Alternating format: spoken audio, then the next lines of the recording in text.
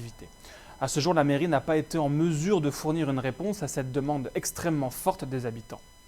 Notons toutefois que cette demande concerne l'ensemble des communes françaises et qu'il est compliqué pour toutes les administrations de fournir des masques à l'ensemble des habitants. Il en est de même pour les produits virucides censés nettoyer les EHPAD et la cantine centrale de la ville, ainsi que les écoles. A noter que la pénurie de ces produits sont susceptibles de remettre en cause l'ouverture des écoles le 18 mai.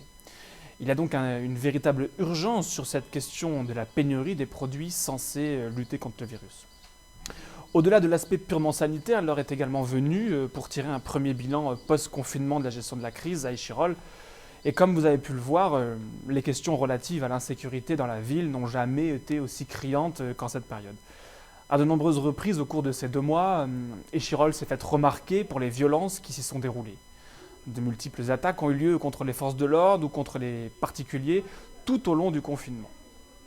Dans les quartiers, l'atmosphère a été véritablement intenable pour un bon nombre de nos concitoyens qui se sont vus ajouter à l'angoisse de la solitude et à l'arrêt de toute leur activité, la peur de vivre dans des endroits encore plus dangereux qu'à l'accoutumée. Nous avons demandé au maire la mise en place d'un couvre-feu pour permettre de limiter cette insécurité et de lutter contre les agressions, mais notre demande répétée a toujours reçu une réponse négative. Nous aurons d'ailleurs l'occasion de revenir sur cette gestion scandaleuse de la question sécuritaire à Échirolles, sur laquelle vous avez été très nombreux à nous interpeller.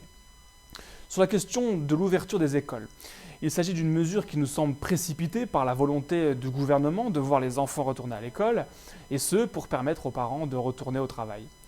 Si le souhait de voir l'économie de notre pays relancée est évidemment louable, nous ne pensons pas que le retour en classe doit se faire aussi rapidement, avec un aussi grand risque pour la santé des enfants et par extension pour celle de leur entourage. Notons cependant un point bénéfique à cette réouverture des écoles, celle qui évitera à un grand nombre d'enfants d'être livrés à eux-mêmes et de traîner dans les rues. Nous ne manquerons pas donc de revenir vers vous dans les prochains jours qui viennent. N'hésitez pas à nous interpeller pour nous faire part de vos besoins et de vos inquiétudes. Je vous dis à très bientôt et prenez soin de vous.